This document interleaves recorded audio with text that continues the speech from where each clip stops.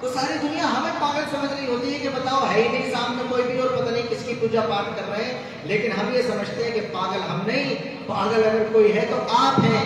غور سے سننا میرا جملہ، اس لیے کہ جو طاقت ہماری کمزور آنکھوں سے بھی دکھائی دے جائے، وہ کتنی ہی بڑی طاقت کیوں نہ ہو، اتنی نہیں ہو سکتی کہ خدا ہو جائے۔ دوبارہ سے سنیے گا میرا جملہ، کتنی ہی بڑی طاقت ہو دنیا کی، جو ہماری کمزور آنکھوں سے بھی دکھائی دے جائے، وہ کتنی ہی بڑی کیوں نہ ہو، اتنی بڑی نہیں ہو سکتی کہ کیا ہو جائے۔ اس لیے کہ ہماری جو آنکھوں کی انرجی ہے یہ تو بہت ہلکی ہے، اس سے تو ابھی اللہ کی مخلوق نہیں دیکھی جا رہی، تو خالق کیسے دیکھا جا سکتا ہے؟ اللہ نے ایک مخلوق بنائی ہے، ہوا ہر جگہ ہوتی ہے، اگر ہوا نہ ہو تو ہمارا سانس ہی نہ آئے، ہم مر جائیں، یہاں بھی ہے مگر کسی کو نہیں دکھائی دیتی۔ تو جو انسان یہ سمجھتا ہے کہ جب تک میں دیکھ نہیں لوں گا تو میں خدا نہیں مانوں گا، تو وہ بے وقوف ہے۔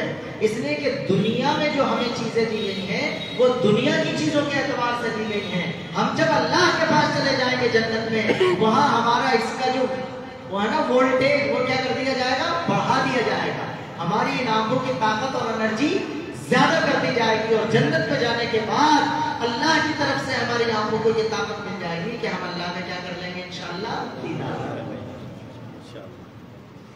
تو آپ اندازہ کرو کسی محبوب کو پانے کے لیے کبھی آدمی کے 1 مہینہ لگے، کبھی 6 مہینے لگ جائیں، کبھی پورا سال لگ جائے۔ میری عادت گفتگو کرنے کی ذرا خوشگوار ماحول میں ہے تو تھوڑا مسکراہٹ کے ساتھ سنیے گا بات۔ دنیا کی 4% کی محبت کو پانے کے لیے بھی کئی مرتبہ سال لگ جائے، تب جا کر کے دیدار نصیب ہو، تب جا کر کے پھر بات چیت ہو، تب جا کر کے پھر معاملات آگے بڑھتے ہیں۔ تو ہمارا سب سے بڑا محبوب جس کی محبت ہمارے دل میں ہے وہ تو ہمارا پیدا کرنے والا خالق و مالک ہے۔ اس کا پا لینا اتنا آسان ہے کہ 4 دن نماز پڑھی کے دیدار ہو جائے گا، اتنا آسان ہے۔ لائف ٹائم اس کے دیدار کے لیے محنت کرنی پڑے، جسے ہم زندگی کہتے ہیں، 60 سال کی، 70 سال کی، یہ ساری زندگی اسی کو پانے کے لیے، اسی کے دیدار کے لیے خرچ کرنی پڑے گی۔ اور جب یہ ساری زندگی خرچ ہو جائے گی اور انشاءاللہ ہم جنت میں پہنچیں گے، تب جنت میں بھی جب میں نے پورا ذکر کیا، سارے انعامات دینے کے بعد سب کو بلا کر پوچھے گا اور کچھ چاہیے، اور جب سب کہیں گے ہمیں تو سب کچھ مل گیا، تب اللہ تعالیٰ اپنا دیدار کرائے گا۔ تو ایک انعام تو یہ ہوگا۔ آپ کو معلوم ہے کہ دنیا میں حضرت موسیٰ علیہ السلام نے اللہ سے کہا تھا کہ ربی ارینی انظر الیک، ارے کہا تھا نا، یاد ہوگا جب کوہ طور پہ گئے تھے تو حضرت موسیٰ علیہ السلام کی اللہ تعالیٰ سے بات ہو رہی تھی نا، اللہ تعالیٰ سے۔ موسیٰ کو کلیم اللہ کہتے ہیں، اللہ سے بات کرنے والا۔ تو اب دیکھو حضرت موسیٰ سے بات تو ہو رہی تھی مگر اللہ دکھائی نہیں دے رہا تھا۔ تو جب کسی سے بات ہوتی ہے اور وہ دکھائی نہ دے تو اسے دیکھنے کو جی چاہے۔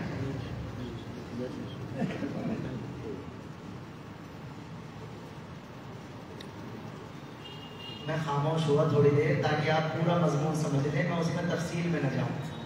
دیکھ رہے ہیں آج کل ہمارے نوجوان کو، پہلے تو بات تک جاتے ہیں پھر دیدار کی باتیں کرتے ہیں۔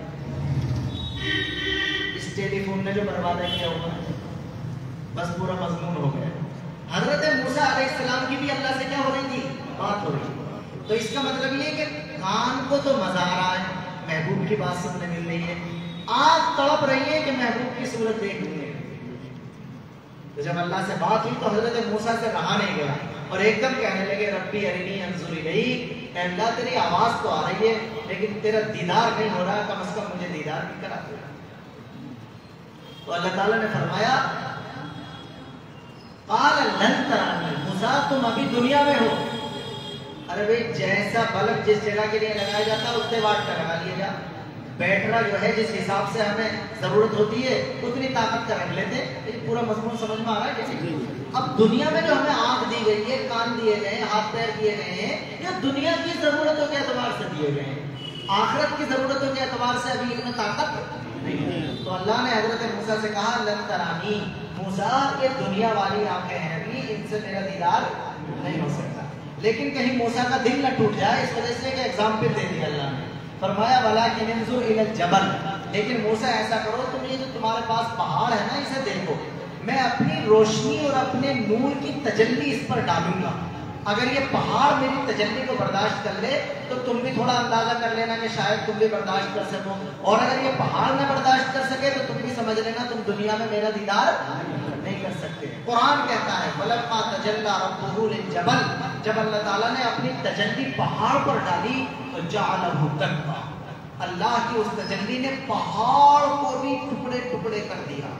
وخر موسیٰ صعقا، اور موسیٰ علیہ السلام بے ہوش ہو کر گر گئے۔ فلما افاقا، اور جب تھوڑی دیر میں ہوش آیا تو کہا انی تبت الیک وانی من المسلمین، الہی توبہ، اب دنیا میں رہتے ہوئے دوبارہ آپ سے سوال نہیں کروں گا، میں نے مان لیا کہ تو اگرچہ دکھائی نہیں دے رہا لیکن تو موجود ہے۔ شاعر کہتا ہے کہ تو دل میں تو آتا ہے سمجھ میں نہیں آتا، تو دل میں تو آتا ہے سمجھ میں نہیں آتا، میں جان گیا بس تیری پہچان ہی۔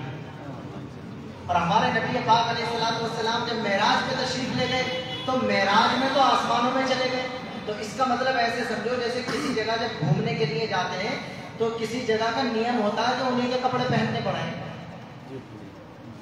کہ یہاں اس والی ڈریس میں جا سکتے ہیں آپ۔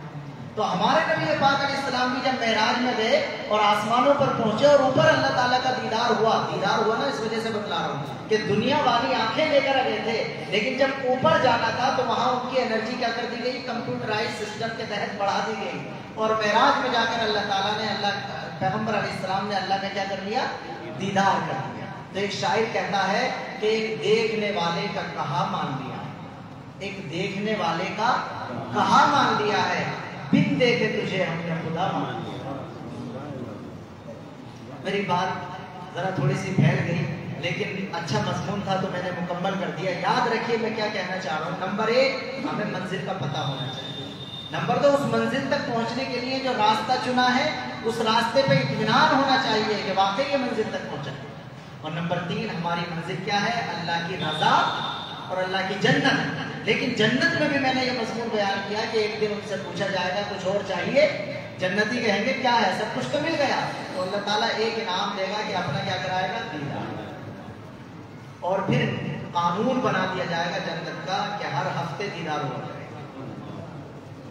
ایک انعام تو یہ، اور دوسرا انعام یہ ہوگا کہ اللہ تعالیٰ اس دن اعلان کرے گا کہ لو جنتیوں، میں اعلان کرتا ہوں کہ میں تم سے راضی ہو گیا اور اب کبھی بھی ناراض نہیں ہوں گا۔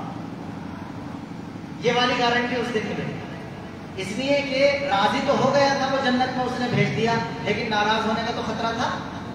بھائی دوستی جب ہوتی ہے تو آدمی کہتے ہیں میرا موبائل استعمال کر لے، میری بائک استعمال کر لے، میرے گھر میں ہی آ کر رہنے لگا۔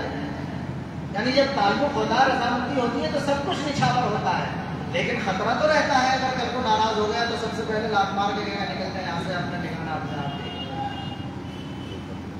تو اللہ نے اگر جنت تو دے دی تھی لیکن ابھی یہ لکھ کر پروف کر کے تو نہیں دیا تھا، وہ اس دن ملے گا۔ نمبر 2 انعام کہ میں اعلان کرتا ہوں کہ میں تم سے راضی ہو گیا اور اب کبھی بھی ناراض نہیں ہوگا۔ حدیث میں ہمارے نبی پاک علیہ السلام نے ارشاد فرمایا ہے کہ جب وہ اعلان ہوگا تو جنتیوں کو اس دن یہ اندازہ ہوگا کہ جتنی خوشی انہیں اس دن میسر آئے گی، اس خوشی کے بعد انہیں اب تک کی ساری نعمتیں ان دونوں نعمت کے مقابلے میں چھوٹی لگنے لگیں۔ یہ ہماری آدھی بات ہو گئی آج۔ یعنی اس کا مطلب یہ ہے کہ ہماری جو منزل ہے وہ یہی نہیں ہے کہ ہمارے بچے بڑے ہو جائیں، ہمارا گھر بن جائے۔ ہماری منزل اس سے آگے یہ بھی نہیں ہے کہ صاحب شادی ہو جائے۔ ہماری منزل یہ بھی نہیں ہے کہ صاحب اچھا کما کمو کر کے سب کو پیروں پر کھڑا، یہ ناجائز نہیں ہے، ذمہ داری ہے ضرور کریں، لیکن دل میں یہ رکھیں کہ اتنی چھوٹی ہماری منزل نہیں ہے، ہمیں بہت آگے جانا ہے۔ ہم کو جانا ہے بہت آگے، حد پرواز سے، ستاروں سے آگے جہاں اور بھی ہیں، ابھی عشق کے امتحان اور بھی ہیں۔ اسی روز و شب میں الجھ کر نہ رہ جا کہ تیرے زمان و مکان اور بھی ہیں۔ ہمیں تو بہت آگے جانا ہے، اور وہ ہے اللہ کی رضا اور اللہ کی جنت۔ ٹھیک ہے جی حضور، آدھی بات ہو۔ اچھا، جب اس منزل تک ہمیں پہنچنا ہے تو اس منزل تک پہنچنے کے لیے راستہ تو چننا پڑے گا کہ نہیں؟ اب آئیے یہ اسپیشل یاد رکھنے والی بات، اس راستے کو ہمیں چننا ہے جس کے بارے میں کنفرم ہو کہ اسپیشل راستہ ہے، سوچ وچار کرنے کی ضرورت نہیں ہے، تیر کے نشان نے دکھا دیا کہ ادھر کو مڑ جائیے تو مڑ جائیے اور چلتے چلے جائیے تو منزل پر پہنچ جائیے۔ یہ والا جو اطمینان ہمیں راستے کا ملے گا، اس کے لیے کئی چیزیں ہیں، لیکن آج کی گفتگو میں ذکر کر رہا ہوں 2 چیزیں۔ نمبر 1 اللہ کی کتاب قرآن، نمبر 2 اللہ کے نبی کے شاگرد صحابہ۔ یعنی اگر ہمیں یہ جانچنا پڑے، بہت غور کرنا آپ اس والی بات پر جو میں کہہ رہا ہوں، اگر ہمیں یہ دیکھنا پڑے کہ جس راستے پر ہم چل رہے ہیں یہ راستہ واقعی ہمیں منزل تک پہنچائے گا، دوبارہ سے رک کر کہہ رہا ہوں، غور کر رہے ہیں نا بات پر پوری طرح، ہمیں اگر یہ غور کرنا پڑے کہ جس راستے پر ہم چل رہے ہیں یہ والا راستہ ہمیں کہاں پہنچا دے گا، منزل پر پہنچا دے گا، تو اسے چیک تو کرنا پڑے گا نا کہیں نہ کہیں۔ کئی مرتبہ جب آپ بائک سے یا کار سے چل پڑتے ہیں تو کئی مرتبہ چل تو پڑتے ہیں لیکن دل میں دھک دھک ہو رہی ہوتی ہے کہ یار ٹھیک چل رہے ہیں کہ نہیں چل رہے ہیں۔ کبھی موبائل کا دور ہے، ارے بھائی GPS لگا لے، بھائی لگا لے کدھر کو جانا۔ کئی مرتبہ نیٹ ورک نہیں آ رہا، بڑی پریشانی ہو رہی ہے بھائی، ارے بھائی کئی مرتبہ آپس میں کار میں لڑائی بھی ہو جائے، ارے چلتے چلے جا رہا ہو بھائی، بڑا کنفرم تو کر لو کسی سے۔ تو پھر رکتے ہیں صاحب، 2-3 جگہ پوچھتے ہیں کہ جب فلاں جگہ جانا، اور جب بالکل اطمینان ہو جاتا ہے تب آپ چلتے ہیں۔ اب سمجھ، تو جب اس منزل تک ہمیں پہنچنا ہے اور اس تک جانے کے لیے ہم نے زندگی کا ایک راستہ اختیار کیا، تو اس راستے کے بارے میں یہ اطمینان ہونا چاہیے کہ یہ واقعی ہمیں سیدھا راستہ منزل تک پہنچائے گا۔ اور سیدھے راستے کو عربی میں ہدایت کہتے ہیں، سیدھے راستے کو عربی میں کیا کہتے ہیں؟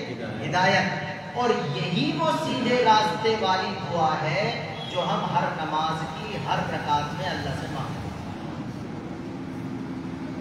اب جو میں نے آیتیں پڑھی تھی انہیں یاد رکھیے گا، جب میں بیٹھا تھا تو سب سے پہلے ایک آیت پڑھی تھی میں نے، اہدنا الصراط المستقیم۔ اس میں اہدی کا لفظ آیا، اہدی عربی کا لفظ ہے لیکن میں اسے بالکل آسان کر کے بتا رہا ہوں، ہم اردو میں بھی بولتے ہیں ہدایت مل جائے، تو اہدی کا مطلب ہے کہ ہم ہر نماز کی ہر رکعت میں اللہ سے جو اسپیشل دعا مانگتے ہیں وہ یہ دعا ہے کہ اللہ وہ والا راستہ دے دے جو ہمیں اس والی منزل پر پہنچا۔ پوری طرح مل رہی ہے نا بات جو کہنا چاہ رہا ہوں؟ یعنی ہماری ضرورت دنیا کی بھی ہے، آخرت کی بھی ہے۔ سلام پھیرنے کے بعد کچھ بھی مانگو، اللہ اولاد دے دے، اللہ پیسہ دے دے، دکان دے دے، حج کروا دے، یہ کروا دے، سب کچھ مانگ سکتے ہو جو بھی مانگنا ہو، لیکن اللہ نے خود جو ہمیں بتا دی ہے نماز میں مانگنے کے لیے وہ کیا ہے؟ سورہ فاتحہ۔ اور سورہ فاتحہ میں کون سی دعا ہے؟ الحمدللہ رب العالمین، اللہ نے کی تعریف ہو گئی۔ الرحمن الرحیم، اس میں بھی اللہ کی تعریف ہو گئی۔ مالک یوم الدین، اس میں بھی اللہ ہی کی تعریف ہو گئی۔ 3 آیتوں میں تو پہلے اللہ کی تعریف کرتے ہیں۔ ایاک نعبد و ایاک نستعین، 4تھی آیت میں اللہ کو اپنے تعلق کا یقین دلاتے ہیں۔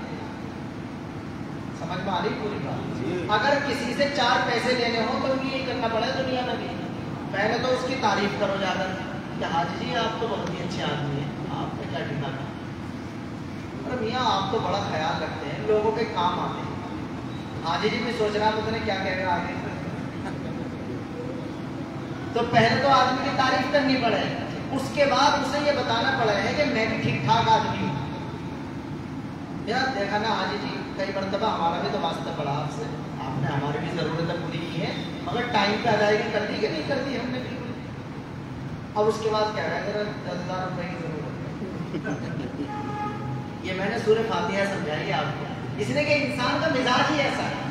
اللہ تعالیٰ بھی جو قرآن اتارتا ہے تو وہ نیچر کے اعتبار سے اتارتا ہے، نیچرل ہے، نیچرل قرآن بالکل۔ ہم جاتے ہیں نماز پڑھتے ہیں، الحمدللہ رب العالمین تعریف، الرحمن الرحیم تعریف، مالک یوم الدین تعریف۔ اگلی 4تھی آیت، ایاک نعبد و ایاک نستعین، اے اللہ ہم تجھ سے مانگنے کے لیے آئے تو دیکھ تیرے علاوہ نہ تو کسی کی عبادت کرتے ہیں، اور جب بھی ضرورت ہوتی ہے تیرے علاوہ کسی سے کچھ نہیں مانگتے ہم۔ یہ ایگریمنٹ سا کر لیا۔ اب کہا اہدنا الصراط، مجھے چاہیے یہ کہ اس راستے پہ ڈال دے جو اس والی منزل تک پہنچے۔ ٹھیک ہے جی، تو یہ تو ہے ہماری دعا جو سورہ فاتحہ میں ہوتی ہے۔ اب یہ والی جو ہدایت ہے نا، سیدھا راستہ، یہ پتہ کیسے چلے گا ہم اسی راستے پر پڑھ گئے؟ اس کے لیے 2 آیتیں اور پڑھی تھی میں نے۔ ایک آیت پڑھی تھی میں نے، اس میں اللہ نے قرآن کا ذکر کیا، اور ایک آیت اور پڑھی تھی اس میں اللہ تعالیٰ نے صحابہ کا ذکر کیا۔ میں حضور کا ذکر نہیں کر رہا ہوں آج، اگرچہ دوسرا نمبر تو اللہ کے نبی کا نا، قرآن بھی ہدایت دیتا نبی پاک علیہ السلام کی ہدایت دیتے اور پھر صحابہ کے ذریعے سے بھی ہدایت ملتی ہے. لیکن آج کی جو گفتگو ہے وہ کس سے متعلق ہے؟ قرآن اور صحابہ سے. تو قرآن کے بارے میں خود قرآن میں اللہ نے فرمایا ان ھذا القرآن یہدی. دیکھو ہدایت والا لفظ آ ہے سورہ فاتحہ میں تو معاملے کی ہدایت اہدنا الصراط المستقیم. اب اللہ نے قرآن میں بتلا دیا کہ ان ھذا القرآن یہدی للتی، کہ اگر تمہیں یہ چیک کرنا ہو کہ اس منزل تک پہنچنے کے لیے جو راستہ تم نے اختیار کیا ہے اس راستے کو تم ٹھیک اختیار کر رہے ہو کہ نہیں، تو اپنے آپ کو کس کے سامنے پیش کر دو؟ اللہ کی کتاب قرآن کے سامنے پیش کر دو. جب آپ اپنے آپ کو اللہ کی کتاب قرآن کے سامنے پیش کر دیں گے تو قرآن کلک کر کے بتا دے گا کہ اس جگہ ٹھیک جا رہے ہو، اس جگہ تھوڑے ٹھیک چل رہے ہو، اس جگہ خراب ہو گئے، اس جگہ تم ذرا غلط چلے گئے واپس آ جاؤ، اس جگہ یہ کمی پائی جا رہی ہے اسے ٹھیک کر لو. سمجھ پا رہی بات؟ آئینہ دیکھتے ہیں، آئینہ ہم نہا کے جب آتے ہیں تو کیا دیکھتے ہیں؟ پھر آئینہ. یہ مثالیں میں اس وجہ سے دیتا ہوں تاکہ اگلا مضمون سمجھ میں آئے. جب ہم آئینہ دیکھتے ہیں تو آئینے کا ایک کام ہے، آئینہ ہمارے چہرے کے داغ دھبے دکھاتا ہے. جب آئینہ ہمارے چہرے کے داغ دھبے دکھاتا ہے، ارے بھائی آئینہ تو ہماری تعریف کرتا ہے کہ برائی کرے؟ برائی ڈالا کرے. تعریف تو چلو کریں گے جیسا بھی آپ ہوں گے دکھائی دیں گے، لیکن داغ دھبے بھی دکھاتا کہ نہیں دکھاتا؟ تو کبھی کسی نے غصے میں آئینے کو توڑا ہے کہ اچھا میرے یہاں کو کالا پن دکھا دیا؟ بلکہ اور اسے پیار کریں، تھوڑی سی دھول لگ رہی ہو تو اور اسے کپڑے سے کیا کرتا؟ صاف کرتا، تاکہ میں اپنے داغ دھبے اور اچھی طرح دیکھ لوں. ارے بھائی اس کے سامنے داغ دھبا دیکھ لوں گا تو گھر سے نکل کے جاؤں گا تو دوسرے لوگوں کے سامنے جانے سے پہلے تو صاف کر لوں گا کم از کم. یہی تو مطلب ہوتا ہے.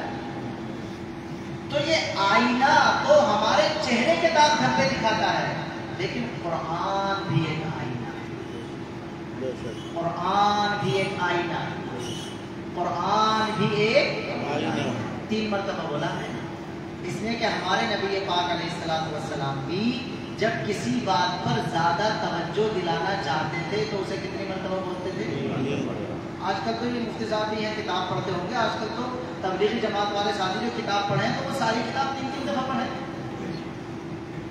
بھائی پڑھ لو، منع نہیں ہے، لیکن ایسا نہیں ہے کہ ساری باتیں 3 دفعہ ہوتی ہیں. ورنہ میں اگر ہر بات 3 دفعہ بتاؤں تو 1 گھنٹے کے بعد 3 گھنٹے میں ہوگی کہ نہیں؟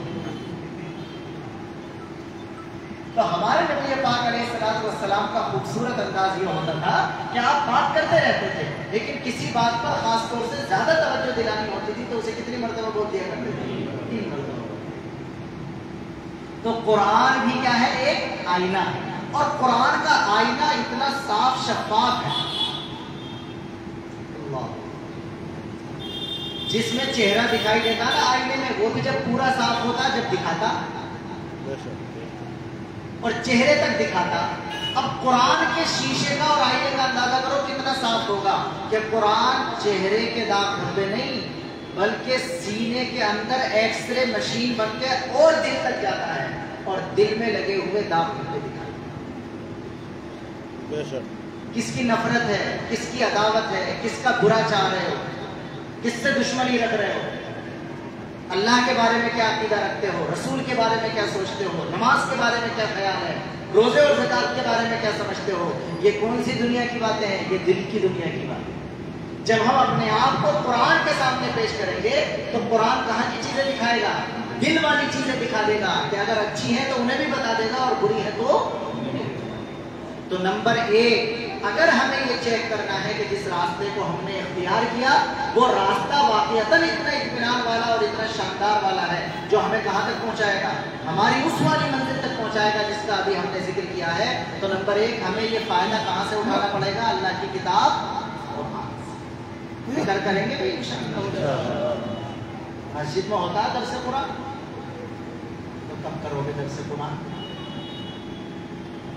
دیکھو درس قرآن اسے کہتے ہیں کہ اپنے امام صاحب سے آپ لوگ ٹائم لیں اور ان سے یہ کہیں کہ حضرت چلو پورے ہفتے نہیں کر رہے آپ تو نہ کرو، مگر ہفتے میں 1 دن تو دے دو ہمیں آدھے گھنٹے کے لیے جس میں تم اللہ کی کتاب کی آیتیں پڑھ کے ان کا ترجمہ کر کے بتا دیا کرو کہ اس میں اللہ تعالیٰ کیا کہہ رہا ہے. ابھی اچھی لگ رہی ہے والی بات، بہت بڑھیا بات.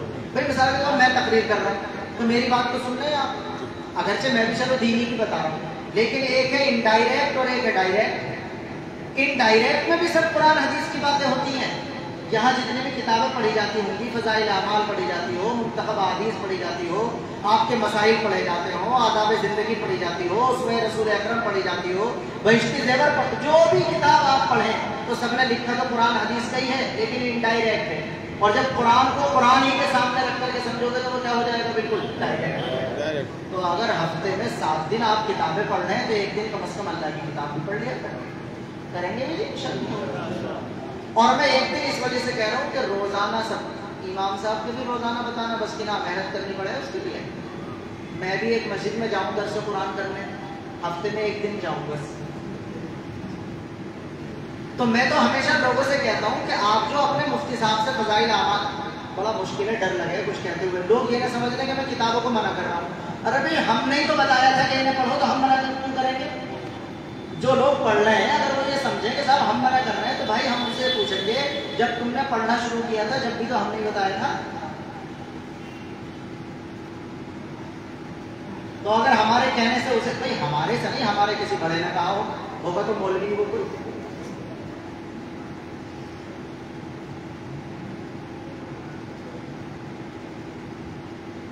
تو میں تو ہمیشہ لوگوں سے کہتا ہوں کہ یہ اردو کی کتاب رکھی رہے، مفتی صاحب سے تو صحیح پڑھوا لو. تو اسے تو مفتی صاحب آنکھیں مسلتے ہوئے بھی پڑھ دے گا، کوئی بھی ٹینشن نہیں اس میں.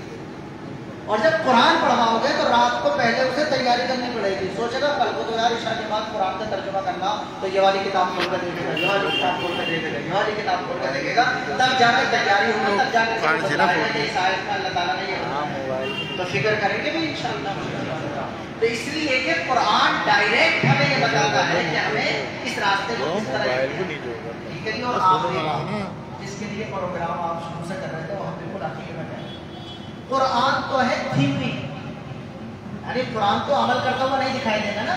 قرآن نماز پڑھتا ہوا تو دکھائی نہیں دے گا، قرآن روزے رکھتا ہوا تو دکھائی نہیں دے گا. 2 چیزیں ہوتی ہیں جب آپ اسکول میں، کالج میں، یونیورسٹی میں جاتے ہیں، ایک ہوتا ہے تھیوری اور ایک ہوتا ہے پریکٹیکل. یہی 2 چیزیں ہوتی ہیں. پہلے تھیوری ہمیں پڑھا دی جاتی ہے بھائی ایسا ہے اور ایسا ہے، اور پھر کیا کرنا پڑتا ہے اس کا پریکٹیکل کرنا پڑتا ہے. تو قرآن ہے تھیوری اور اس کا پریکٹیکل سب سے پہلے کر کے دکھایا جناب رسول اللہ صلی اللہ علیہ وسلم. اور دوسرے نمبر پر آپ نے تیار کیا کس کو؟ حضرات صحابہ رضوان اللہ علیہ اجمعین.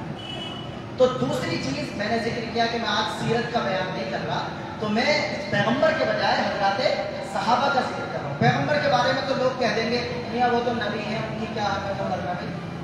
تو اللہ نے قرآن میں ہمیں یہ جاننے کے لیے کہ ہمارا رستہ صحیح ہے کہ نہیں ہے، تیسری اور چوتھی آخری چیز کیا بتائی؟ صحابہ نے. پہلے پارے میں اللہ نے فرمایا فَإِنْ آمَنُوا بِمِثْلِ مَا آمَنْتُمْ بِهِ فَقَدِ اهْتَدَوْا. اور سے سنی آخری بات ہے، اللہ نے صحابہ سے ڈائریکٹ بات کی ہے قرآن میں، اور یہ فرمایا ہے کہ دیکھو صحابہ جیسا تم ایمان لائے ہو اور جیسا تم عمل کرتے ہو، جو لوگ ابھی ایمان نہیں لائے یہ بھی اگر تمہارے جیسا ایمان لے آئے تو گارنٹی ہے کہ یہ بھی اس راستے پر پڑ گئے جو پکا منزل تک جاتا ہے. یہ میں نے قرآن کی آیت کا ترجمہ کیا. فَإِنْ آمَنُوا بِمِثْلِ مَا آمَنْتُمْ بِهِ فَقَدِ اهْتَدَوْا. قد کے اندر قد عربی زبان کا لفظ ہے، اس کا مطلب ہوتا ہے گارنٹی. اللہ نے فرمایا کہ اے صحابہ جس طرح تمہارا ایمان ہے، جو لوگ ابھی ایمان نہیں لائے وہ بھی اگر تمہاری طرح کا ایمان لے آئے. کس کی طرح کا؟ اگر وہ بھی صحابہ تمہاری طرح کا ایمان لے آئے فَقَدِ اهْتَدَوْا. گارنٹی کی بات ہے کہ انہیں بھی وہی والا راستہ مل گیا جو منزل تک جاتا ہے. وَإِن تَوَلَّوْا. اور اگر وہ صحابہ والے راستے سے ہٹ جائیں گے، یہ میں اپنی طرف سے نہیں کر، قرآن میں لکھا. وَإِن تَوَلَّوْا. اور اگر وہ اے صحابہ تمہارے والے راستے سے ہٹ جائیں گے فَإِنَّهُمْ فِي شِقَاقٍ فَإِنَّمَا هُمْ فِي شِقَاقٍ. تو اس کا مطلب تو وہ تو بہت دور کے اختلاف میں جا کر کے پڑ گئے. انہوں نے تو اپنے آپ کو ہدایت کے سیدھے والے راستے سے کیا کر لیا؟ بھٹکا لیا.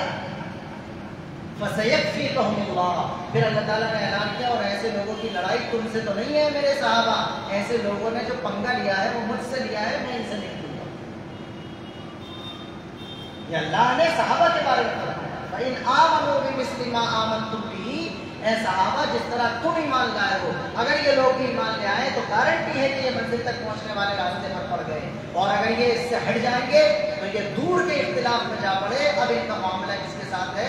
اللہ کے ساتھ ہے، اور اللہ ہی کے ساتھ ان کا معاملہ ہے. وہ بتائے گا کہ تم کس راستے کو صحیح سمجھ رہے تھے اور کس کو غلط سمجھ رہے تھے. یہ ہے حضرات صحابہ. حضرات صحابہ رضوان اللہ علیہم اجمعین کی جو افضلیتیں فضیلتیں ہیں وہ ہم سب جانتے ہیں. ہم سے کوئی اگر ذکر کروانا چاہے ابو بکر عمر عثمان و علی کا، ذکر کروانا چاہے سعد سعید طلحہ زبیر عبیدہ اور سعد بن ابی وقاص کا، ہم سے کوئی ذکر کروانا چاہے حسنین حضرت حسن حضرت حسین رضی اللہ تعالی عنہم اجمعین کا، تو ہم تو 2 دن کرتے رہے. ہم سے کوئی کہے کہ جناب اپنے خاندان کے بارے میں بتائیے تو پردادا کا بھی نام پتہ نہیں. ہمیں پیار ہی رسول اللہ صلی اللہ علیہ وسلم سے، ہم نے تو محبت ہی صحابہ سے کی ہے. ہمیں اپنے خاندان کے بارے میں بات کرنے کہیے تو شاید 15 منٹ میں ٹائم فش ہو جائے، یاد ہی نہیں رہے گا کہ کیا تھا. لیکن صحابہ کے بارے میں کہیے تو ہم بھی تھک جائیں، آپ بھی تھک جائیں، رات گزر جائے، صحابہ کا ذکر ہوتا چلا جائے. اچھا آپ اندازہ کیجئے، ہم اپنے گھر والوں کا بھی نام لیتے ہیں، ہم اپنے یار دوستوں کا بھی نام لیتے ہیں، لیکن جب ہم نام لیتے ہیں حضرت ابو بکر صدیق رضی اللہ عنہ کا تو کیسا محسوس کرتے ہیں؟ اندر سے فیلنگ کیا آتی ہے؟ اندر کا احساس کیا ہوتا ہے؟ حضرت عمر کا، حضرت عثمان کا، حضرت علی کا، رسول اللہ صلی اللہ علیہ وسلم کا، آپ کے نواسوں کا، آپ کی بیٹی حضرت فاطمہ کا. اور یہ ہمارے تو سنی جو حضرات ہیں نا، یہ سیکر کا خیال نہیں رکھتے. خطبے میں بھی صرف ایک ہی بیٹی کا نام لے، حضرت فاطمہ کا، تو چاروں کا نام لے لیا کرو. اس لیے کہ شیعہ حضرات جو ہیں ہمارے بھائی، یہ حضور کی کتنی بیٹی مانتے ہیں؟ صرف ایک ہی بیٹی مانتے ہیں. اور ہم کتنی مانتے ہیں؟ 4 مانتے ہیں. تو جب 4 مانتے ہیں تو 4 کا بار بار نام بھی تو لینا چاہیے، نہیں لینا چاہیے. مگر ہم بھی اسی پہ چلتے رہے.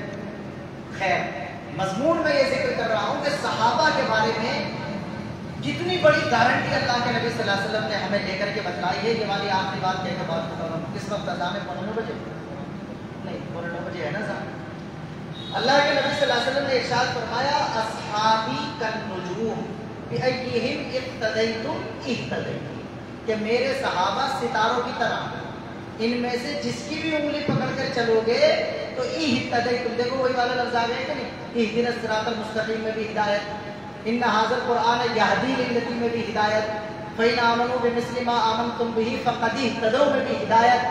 اور یہ جو حدیث ہے بأیہم اقتدیتم اہتدیتم، اس میں بھی ہدایت. یعنی اللہ کے نبی نے گارنٹی سے ہمیں بتلایا کہ اگر تمہیں یہ طے کر کے سوچ لینا ہے کہ یہ راستہ سیدھا منزل تک پہنچائے گا تو یہ دیکھ لینا کیا تم صحابہ کے حساب والے راستے پر چل رہے ہو یا الگ الگ. فرمایا میرے صحابہ ستاروں کی طرح ہیں. کس کی طرح ہیں؟ ستاروں کی. غور سے سنیے گا، اس بات کو یاد آ رہا ہے، ایک مضمون میں بیان کروں گا. میرے صحابہ ستاروں کی طرح ہیں، ان میں سے جس کی بھی انگلی پکڑ کر چلو گے تو کیا ہو جاؤ گے؟ کامیاب ہو جاؤ گے. اس کا مطلب ایک صحابی کو بھی فالو کرنے لگے نا اگر آپ، تو اس کے پیچھے پیچھے بھی اگر چلتے رہے تو وہی منزل مل جائے گی جو اللہ کی جنت اور اللہ کی رضا. یہ اللہ کی. اچھا ستارہ کہا اسے اور سمجھو، یہ والا مضمون یاد آ رہا. اللہ کے نبی نے اپنے صحابہ کو کیا کہا؟ ستارہ. تو وہ پرانے زمانے میں ستاروں سے راستے کا کام لیا جاتا. پرانے زمانے میں ستاروں سے راستے کا کام، ستاروں کو دیکھ کر اپنی منزل کو پایا جاتا تھا. پوری طرح سمجھا رہا ہوں میں آپ کو یہ بات. آج کل تو سڑکیں بنی ہوئی ہیں، سڑکوں پر پتھر بھی لگے ہوئے ہیں کہ مراد آباد اتنے کلومیٹر، فلاں اتنے کلومیٹر، اور کئی جگہ اگر چوراہا آتا تو سائن بورڈ آ جاتا ہے، فلاں جگہ جانا تو ادھر کو چلے جائیے، فلاں جگہ جانا تو. اب تو سب آسان. تصور کیجئے جب روڈ نہیں تھے، تصور کیجئے جب پتھر کلومیٹر بتانے والا پتھر بھی نہیں تھا، تصور کیجئے جب بالکل سائن بورڈ بھی نہیں تھے، اور تصور کیجئے جب راستے بھی نہیں تھے. جنگل میں، پہاڑوں میں، صحرا میں اونٹ اور گھوڑوں کے ذریعے سے کیا ہوا کرتے تھے؟ سفر ہوا کرتے تھے. تو پتہ ہی نہیں چلتا تھا. کئی مرتبہ آدمی پہاڑوں میں، جنگلوں میں بھٹک جایا کرتا تھا اور وہ لاش ہی بن جایا کرتا تھا، اسے کسی کو پتہ بھی نہیں چلتا تھا کہ ادھر کو بھٹک کے چلا ہے. اس زمانے کا تصور کیجئے اور سوچئے، اس زمانے میں جو سمت کا پتہ، جی پی ایس جو سسٹم ہوتا تھا وہ کیا ہوا کرتے تھے؟ ستارے بناتے. اس کی میں ہمیشہ مثال دیتا ہوں کہ پرانے زمانے کا تصور کرو کہ آپ وہاں سے اگر مثال کے طور پر جانا کہاں؟ ممبئی، اور تصور وہی، کوئی سڑک نہیں، کوئی سائن بورڈ نہیں، کوئی کلومیٹر بتانے والا پتھر نہیں، کوئی جی پی ایس نہیں، کچھ نہیں. تو اس زمانے میں ہوتا یہ تھا کہ رات میں زیادہ سفر ہوتا تھا، دن میں آرام۔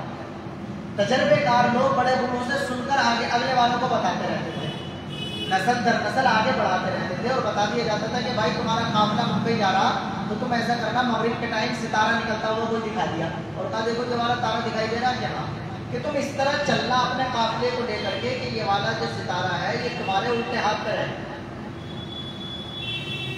یہ تاریخ میں لکھی ہوئی بات بتا رہا ہوں، یہ اس والا ستارہ جو ہے تمہارے الٹے ہاتھ پر رہے۔ تو جی پی ایس ہو گیا کہ نہیں ہو گیا؟ اب یہ گھوڑا جا رہا، اونٹ جا رہا، قافلہ جا رہا، اگر تھوڑا سا ادھر کو ہو جائے گا وہ، تو وہ ستارہ جو الٹے ہاتھ پہ ہونا چاہیے کدھر آ جائے گا؟ سیدھے ہاتھ پہ۔ تو آدمی فوراً دیکھے گا اچھا ادھر کو ہو گیا تو ادھر کو موڑ دے گا، پوری رات سفر کرے گا، سورج نکلے گا تو ستارے نظر نہیں آئیں گے، تو آپ کہیں گے بھی آرام کر لو۔ مغرب کا ٹائم ہوگا پھر وہی ستارہ نکل کے آ جائے گا تو پھر چلنے لگو۔ اسی ستارے کی گائیڈنس ہے، اسی ستارے کی رہنمائی ہے، اسی ستارے کے پیچھے پیچھے آپ اپنے سفر کو طے کرتے رہیں گے تو کہاں پہنچ جائیں گے؟ تو ستاروں سے پرانے زمانے میں راستے کا پتہ چلایا جاتا تھا۔ اس وجہ سے ہمارے نبی پاک علیہ السلام نے اپنے صحابہ کو کیا فرمایا؟ ستارے۔ ابھی انہوں نے بھی نعت پڑھی کہ آقا ہے اگر چاند، ستارے ہیں صحابہ۔ اس مضمون کو آپ اچھی طرح سمجھ لیجئے کہ ستارے اس وجہ سے کہا گیا ہے کہ ستاروں کے ذریعے سے گائیڈنس کا، ستاروں کے ذریعے سے رہنمائی کا، ستاروں کے ذریعے سے راستے کا انتخاب کیا جاتا تھا۔ لہذا میں اپنی بات دوہرا کر ختم کر رہا ہوں، ہماری ذمہ داری ہے نمبر 1 کامیاب کرنا ہے اگر اپنے سفر کو تو منزل کا پتہ ہونا چاہیے۔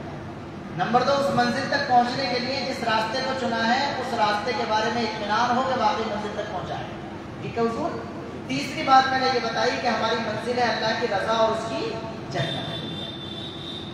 اب اس منزل تک پہنچنے کے لیے جس راستے پر ہم اپنی پوری زندگی 60 70 40 50 سال چل رہے ہیں، اس کے بارے میں اگر ہمیں یہ طے کرنا اور پتہ چلانا ہے کہ کیا یہ وہی سیدھا والا راستہ ہے، ہدایت والا سچا راستہ جو منزل تک پہنچائے گا، تو اسے چیک کرنے کے کتنے طریقے آج میں نے بیان کیے؟ 2۔ نمبر 1 تھیوری، اللہ کی کتاب قرآن سے پتہ چل جائے گا۔ نمبر 2 پریکٹیکل، اللہ کے نبی کے شاگرد حضرات صحابہ کرام کی زندگی سے پتہ چل جائے گا۔ اگر میرا عمل قرآن کے مطابق ہے اور صحابہ کرام کی زندگی سے میچ کر رہا ہے تو بے فکر ہو کر چلتے چلے جائیے، انشاءاللہ منزل ملے گی۔ اور اگر میرا عمل قرآن کے بھی خلاف چلا گیا اور حضرات صحابہ کرام کی زندگی اور راستے سے الگ ہو گیا تو کتنا ہی خوش ہوتے چلے جائیں گے یہ راستہ منزل پر مکمل ہو گئی جی بات۔ ایک بات اور دیکھو، اب جو بندہ اس چیز کو ہی ریجیکٹ یا ڈیلیٹ کر دے جس سے پتہ چلتا ہے کہ راستہ کیسا ہے، تو اسے راستہ کیسے ملے گا؟ بھٹک جائے گا۔ نہیں سمجھ پا رہی بات۔ مثال کے طور پر جس چیز کے ذریعے سے ہمیں پتہ چلانا تھا اسی چیز کو توڑ دیا ہم نے۔ ہمیں آئینے کے ذریعے سے پتہ چلانا تھا دام دھبے ہیں کہ نہیں، اور آئینے میں مکہ مارا، اسے توڑ کر خلاص کر دیا، تو کیسے پتہ چلے گا بھی ہمارے چہرے پر دام دھبا ہے؟ کچھ پتہ نہیں چلے گا۔ ہمارے یہ جو شیعہ بھائی حضرات ہیں جن کا کاروبار محرم میں چلتا ہے، ماحول نہیں ہے کسی کے بارے میں کچھ کہنے کا، اور میری عادت نہیں ہے ایسے فرقے کے بارے میں، زیادہ مسلکوں کے بارے میں بات کرنے کی۔ ہمارے ملک میں تو ہندو مسلم لڑائی کرنے کی ضرورت نہیں ہے، تو آپس میں کیا لڑیں ہم، یہ بات ٹھیک ہے اپنی جگہ، لیکن یہ تو ضرور ہے کہ کم از کم جس کا کام ہے وہ کرے۔ ارے بھائی اتنا تو سمجھیں گے نا کہ کم از کم جس کا کام ہے وہ کرے۔ بھائی کاوڑ اٹھانا جس کا کام ہے وہ اٹھائے، محرم منانا جس کا کام ہے وہ منانا۔ ہم ان سے تو کچھ نہیں کہہ رہے نا، ہم تو لڑائی نہیں کر رہے، ہم یہ تو سوچیں کہ جب ہمارا یہ کام نہیں ہے تو ہم کیوں وہاں تماشبین بنے؟ ہمیں تو یہ سوچنا ہے۔ ان کے بارے میں اگر آپ غور کریں تو دیکھیں کہ شیعہ حضرات کا ہمارے یہاں عقیدہ کیا ہے۔ نمبر 1 ہمیں پتہ چل سکتا تھا اپنے راستے کا کس کے ذریعے سے؟ بولو، قرآن کے ذریعے۔ قرآن کے بارے میں وہ یہ کہتے ہیں کہ اس وقت جو دنیا میں موجودہ قرآن ہے یہ اصلی والا ہے نہیں۔ عربی کہتے ہیں کہ نہیں، آپ تو مجھ سے زیادہ جانتے ہوں گے، وہ کہتے ہیں کہ ہمارے جو 12ویں امام ہیں، امام مہدی، وہ غار میں چھپے ہوئے ہیں اور ان کے پاس ہی اصل والا قرآن ہے۔ جب وہ نکل کر آئیں گے تو وہ اصل والا قرآن لے کر کے آئیں گے۔ بہت غور کرنا، بالکل آخر میں کہہ رہا ہوں میں پیغام کی بات۔ جب آپ کے پاس شیشہ ہی نہیں ہے چہرہ دیکھنے کے لیے تو دیکھیں گے کیسے؟ جب آپ کے پاس کوئی قرآن ہی نہیں ہے جس سے یہ پتہ چل سکے کہ تمہارا راستہ سیدھا ہے کہ نہیں، تو تم کیسے دعویٰ کرو گے کہ ہمارا راستہ سیدھا سیدھا ہے. آپ تو تھک ہار کر کے بیٹھے رہو اس لیے کہ پتہ تو چلے گا جب قرآن آ جائے گا. لہٰذا جو راستہ صحیح ہونے کو بتاتا ہے قرآن, اس کے بارے میں یہ خط کھینچ دیا کہ جناب یہ والا قرآن وہ والا قرآن نہیں ہے. تو کیسے ثابت کیا جا سکتا ہے کہ ہم نے جو راستہ اختیار کیا؟ نمبر 1. اور نمبر 2, راستے کے صحیح ہونے کو پہچاننے کے لیے کیا بیعت بتلائی ہم نے؟ صحابہ. یعنی صحابہ کی زندگی سے پتہ چلے گا کہ تم ٹھیک چل رہے ہو کہ نہیں چل رہے ہو. اور صحابہ کے بارے میں ہمارے ان بھائیوں کا عقیدہ یہ ہے کہ حضور پاک علیہ السلام کے دنیا سے جانے کے بعد 4 کے علاوہ سب نے ایمان چھوڑ دیا تھا. یہ والی وہ والی بات ہے جس کی وجہ سے مفتی نعیم نے جلسہ کرایا ہے. اخیر میں بتلا رہا ہوں وہ والی بات. وہ دیکھا ہوگا آپ نے پنجتن لکھا ہوا دیکھا ہوگا. اب تو نوگاؤں والوں نے پنجتنی گیٹ بھی بنا دیا تو سب کو یاد کروا دیا. وہ پنجتن پات, اس کا کیا مطلب ہوتا ہے؟ پنج کے معنی آتے 5 اور تن کے معنی آتے جسم. تن کہتے ہیں نا میرا تن کے معنی شخصیت, پاک کے معنی پاک. تو دیکھو ہمارے بھائی بھی سے بہت زیادہ, بلکہ ہمارے بھائیوں کو پتہ نہیں ہوتا. کوئی تو پنجتن کے نام کیا انگلی ہمارے لوگ پہنے پھر رہے ہیں. اپنی دکانوں میں پنجتن پاک کے کیا لٹکا رکھے ہیں؟ وہ اشتہار سے وہ لٹکا رکھے ہیں. بھائی ہم منع تھوڑی کر رہے ہیں. پنجتن پاک میں کون ہوتا؟ محمد رسول اللہ صلی اللہ علیہ وسلم, حضرت علی رضی اللہ عنہ, حضرت فاطمہ رضی اللہ تعالیٰ عنہ, حضرت حسن رضی اللہ تعالیٰ عنہ اور حضرت حسین. تو ہم تو سب کو مانتے ہیں, لیکن ہمارے بھائی کو یہ سوچنا چاہیے کہ وہ کیا بتانا چاہ رہے ہیں اس کے ذریعے سے. وہ یہ بتانا چاہ رہے ہیں کہ یہ 5 ہی لوگ پاک ہیں, باقی سارے. سمجھ میں آ رہی بات نہیں؟ ہمارا بھائی کہیں بھی دیکھتا کیلنڈر سا پنجتن کا لا کر اپنی دکان پہ لگا دیتا. کہیں بھی دیکھتا انگوٹھی پنجتن کی اپنے ہاتھ میں پہن لیتا. دوبارہ سے سننا میری بات, خدا نہ خواستہ ہم ہوتے نبی کو پاک کیسے نہیں سمجھیں گے بھائی؟ حضرت حسن حسین کو کیسے پاک نہیں سمجھیں گے بھائی؟ فاطمہ اور علی کو کیسے پاک نہیں سمجھیں گے ہم؟ لیکن ان کو پاک مان کر باقی سب کو ناپاک سمجھیں گے کیسے کر سکتے ہیں؟ تو سمجھنا چاہیے کہ وہ چاہتے کیا ہیں. لہٰذا انہوں نے تو اپنے نقطۂ نظر کے اعتبار سے قرآن کو بھی سائڈ کر دیا, اس سے بھی نہیں پتہ چلایا جا سکتا کہ سیدھا راستہ ہے کہ نہیں. اور صحابہ کرام کو بھی سائڈ کر دیا, تو اب صحابہ کے ذریعے سے بھی پتہ نہیں چلایا جا سکتا کہ راستہ سیدھا ہے کہ نہیں. تو جو چیزیں چیک کرنے کی تھی کہ میرے اندر داغ دھبا ہے یا نہیں, وہی آپ نے ختم کر دی. تو کیسے پتہ چلے گا کہ آپ کا راستہ صحیح ہے یا آپ کا راستہ؟ لہٰذا آج کی اس گفتگو کا پورا جو خلاصہ ہے وہ تو آپ کے سامنے ہے, لیکن پیغام یہ ہے کہ ہم انہیں تو کچھ نہیں کہہ رہے ہیں. تم جو بھی سمجھتے ہو اپنی مرضی سے کرتے رہو, لیکن کم از کم جن کا کام نہیں ہے ہمارے بھائیوں میں سے, وہ تو ان کی تعداد کو نہ بڑھائے جا کر کے.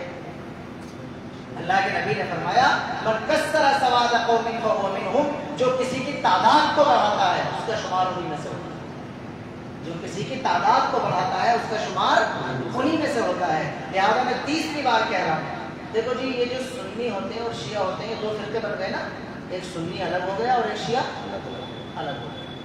پھر سنیوں میں 2 بڑھ جائیں. سنو یہ بالکل آخری بات ہے میری, بالکل اذان کا ٹائم ہو گیا, بالکل آخری بات. سنیوں میں بھی 2 بڑھ جائیں گے. کون کون سے؟ ایک دیوبندی اور ایک بڑے. لیکن اچھی طرح سن لیجئے, اس معاملے میں جو دیوبندیوں کا فتویٰ ہے وہی بدلی. ہمارے وہ بھائی نادان ہیں جو شیعوں کا کام خود کرتے ہیں, چاہے وہ دیوبندی کہلاتے ہوں یا وہ. ارے بھائی ہم اگر الگ الگ بھی ہو گئے, کچھ دیوبندی کچھ بریلوی, تو چلو دیوبندی تو مولانا ناموتوی کا دیوبند والوں کا فتویٰ مانے, مولانا تھانوی کا تھانہ بھون والوں کا فتویٰ مانے, اور ہمارے بریلوی بھائی کس کا مانے؟ اعلیٰ حضرت مولانا احمد رضا خان صاحب بریلوی رحمۃ اللہ علیہ کا فتویٰ مانے. یا تو میرے کہنے سے مان لیجیے آپ, ورنہ تو خود دیکھ لیجیے. دیوبند والوں کے فتوے کے بارے میں تو ساری پبلک کو زیادہ پتہ رہتا ہے کہ ان کا تو پکا فتویٰ کہ یہ سب چیزیں جائز نہیں ہیں. لیکن ہمارے جو بریلوی بھائی ہوتے ہیں ان کو کئی مرتبہ کنفیوژن ہو جاتا ہے, وہ یہ سمجھتے ہیں کہ جیسے یہ ہمارے کام ہے. تو میں دوبارہ سے کہہ رہا ہوں کہ یہ کام جن کا ہے وہ کریں. یہ شیعوں کا کام ہے وہ کریں, یہ سنیوں کا کام نہیں ہے. سنیوں میں کیٹیگری دیوبندی والی ہو یا سنیوں میں کیٹیگری بریلوی والی ہو, دونوں میں سے کسی کا بھی یہ کام. جو فتویٰ مولانا اشرف علی تھانوی کا ہے تعزیے کے بارے میں, سیم وہی فتویٰ مولانا احمد رضا خان صاحب بریلوی کا.